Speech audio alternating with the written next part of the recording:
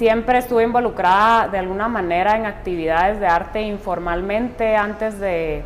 graduarme y todo eso, pero cuando decidí ser artista me fui a estudiar a Boston del 96 al 99 y al School of the Museum of Fine Arts, que es una escuela específica de arte. Y antes de eso en Guatemala estuve 2 años estudiando con Danny Schaefer en su taller. Impartíamos clases de diseño fundamental y dibujo.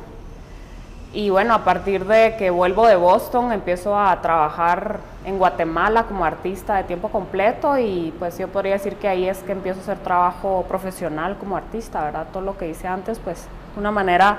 respondía a ciertos lineamientos académicos, teóricos, como ejercicios, aunque procuré tener cierta autonomía sobre los lineamientos de la academia, pero digamos ya mi trabajo profesional empieza cuando vuelvo de Boston. Yo tengo varias líneas de acción en el territorio simbólico de mi trabajo, digamos. Tengo obra en dibujo, que es lo primero que yo hice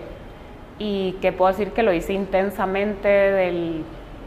96 al 2005.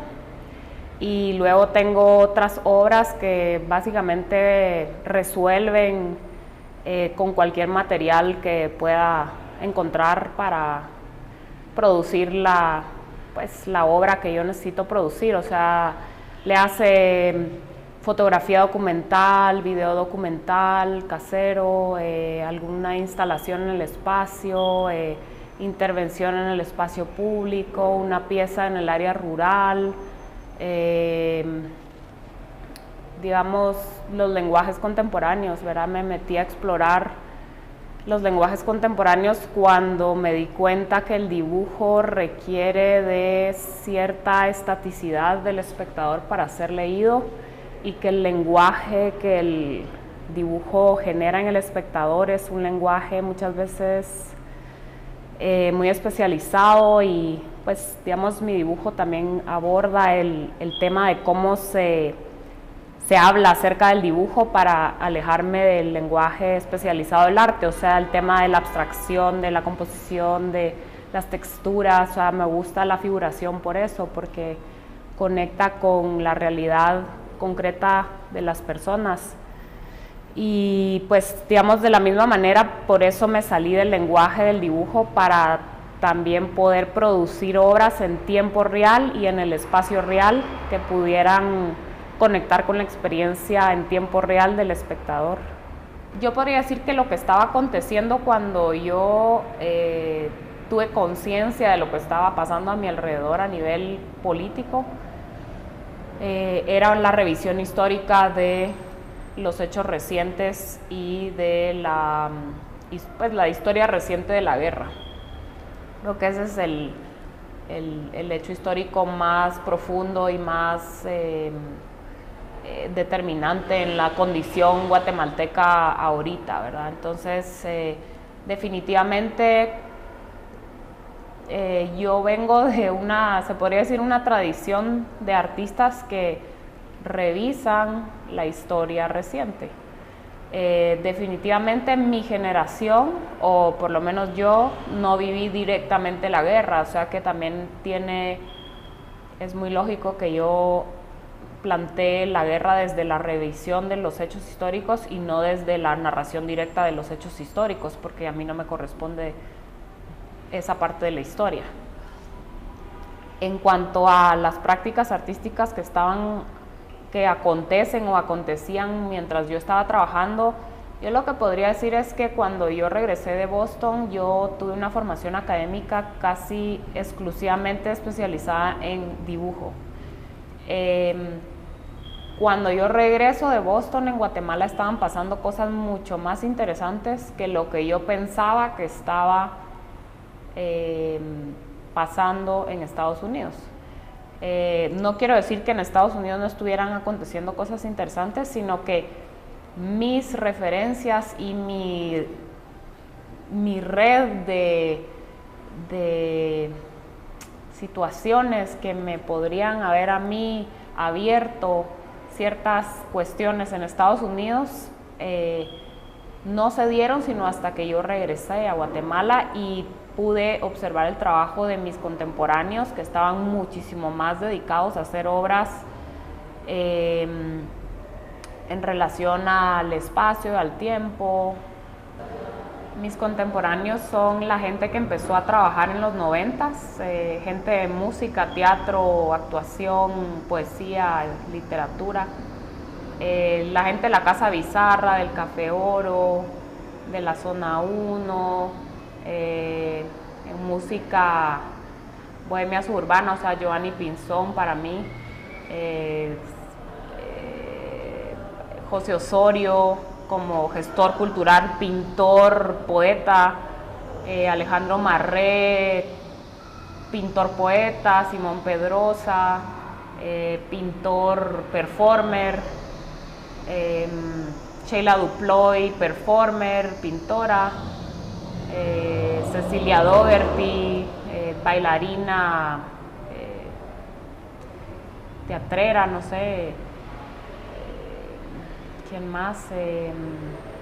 Pancho Rizo, o sea, Pancho Toraya, en ese momento pintaba, luego se metió a la acrobacia, a la actuación. No sé, o sea, toda esa gente, Pablo Robledo, Josué Eliazar, como cantautores, es mucha gente. La aldea modelo es un proyecto que utiliza el relato oral de un expoblador de la aldea modelo de la técnica agropecuaria en Petén, que es así se llama el pueblo, como columna vertebral para retrasar, reconfigurar, redibujar, reconstituir lo que a partir de su memoria consistió, o sea, era una aldea modelo. La relación población civil-estado estuvo muy deteriorada en los años 80 por el conflicto armado, y las aldeas modelos eran un proyecto de urbanizaciones en múltiples puntos del país que proponían a las poblaciones civiles que estuvieran dispuestas a retornar a sus lugares de vivienda o de origen o de convivencia y habitaran estos proyectos urbanísticos diseñados por el Estado y que, digamos, implícitamente traían a la vez progreso, o sea, comodidades, modernidad, calles, alambrado eléctrico, agua, títulos de propiedad sobre la tierra, y a la vez una serie de condicionantes o marcos para la convivencia que respondían a enmarcar a la población a no responder a la contrainsurgencia, digamos, a la insurgencia, perdón. Entonces, digamos, no se podían alejar de la aldea a la redonda de X metros si no estaban acompañados por un oficial, tenían que informar de todas las personas extrañas a la aldea que estuvieran en las cercanías, tenían familiares guerrilleros, tenían que abiertamente como decirlo, o sea, era una especie de joint venture, población civil, fuerzas armadas, Estado, progreso. La experiencia de la aldea modelo como pieza y como historia reciente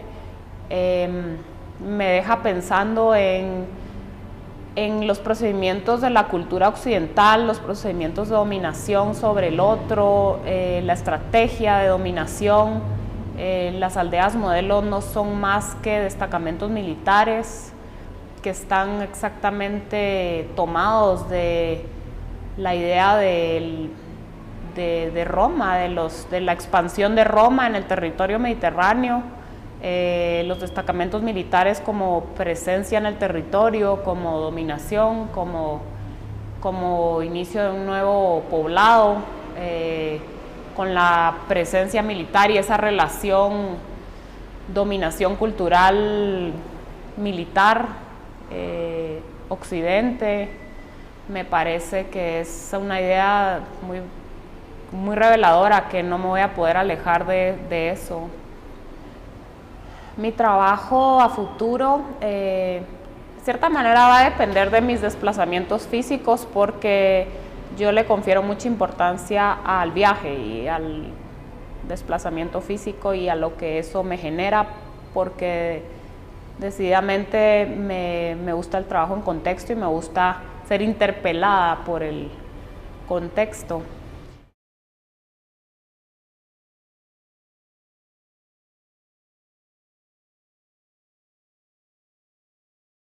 Hacer trabajo profesional como artista, ¿verdad? Todo lo que hice antes, pues de una manera respondía a ciertos lineamientos académicos, teóricos, como ejercicios, aunque procuré tener cierta autonomía sobre los... impartíamos clases de diseño fundamental y dibujo. Y bueno, a partir de que vuelvo de Boston, empiezo a trabajar en Guatemala como artista de tiempo completo y pues yo podría decir que ahí es que empiezo.